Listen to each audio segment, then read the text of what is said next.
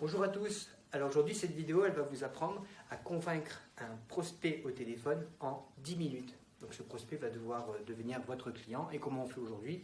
Eh bien, que vous soyez téléprospecteur ou manager d'une équipe de téléprospection, il va vous falloir au moins maîtriser ces trois premiers points qui sont bien se préparer. Donc, tout démarre par la préparation.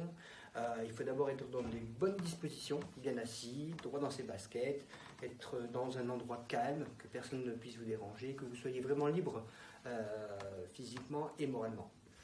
Ensuite, il faut être confiant. C'est sûr que si vous cherchez à convaincre quelqu'un et que vous-même vous hésitez, vous ne croyez pas trop en ce que vous dites, ça va être un peu compliqué.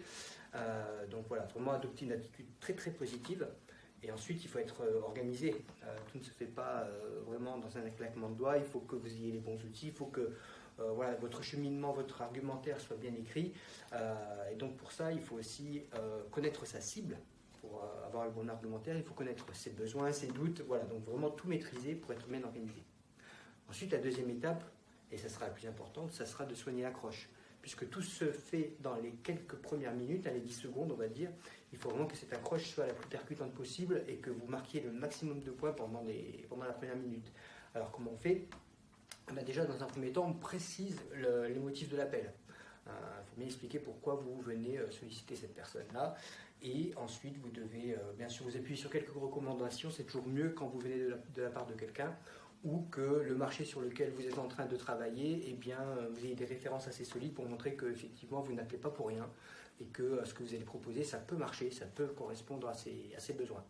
Et ensuite, il faut absolument trouver un point commun avec votre interlocuteur. Alors vous pouvez être du coin et il fait beau aujourd'hui, vous pouvez instaurer comme ça un climat de proximité, de connivence, et instaurer comme ça un dialogue qui va vous permettre d'être dans de bonnes dispositions avec votre interlocuteur qui sera vraiment dans une bonne écoute avec tout ça. Et vous-même, ça sera le dernier point, vous devez être à l'écoute de votre interlocuteur puisque ça va vous permettre de détecter des besoins qui peuvent être cachés. Vous pouvez avoir étudié le marché, votre cible, etc. Mais en l'écoutant, vous allez peut-être en apprendre d'autres. Et ça, il faut bien les déceler pendant le dialogue.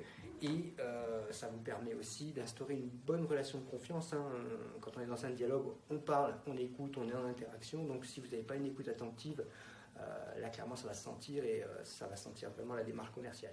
Et enfin, ça va vous permettre de rebondir avec les bonnes réponses aux objections que votre prospect va pouvoir vous faire pendant le dialogue, puisque vous aurez bien écouté et vous aurez bien compris ce qu'il recherche et quels sont ses besoins. Donc voilà, j'espère qu'à travers ces trois points, maintenant vous avez toutes les clés pour savoir convaincre en 10 minutes votre interlocuteur et bonne vente à tous.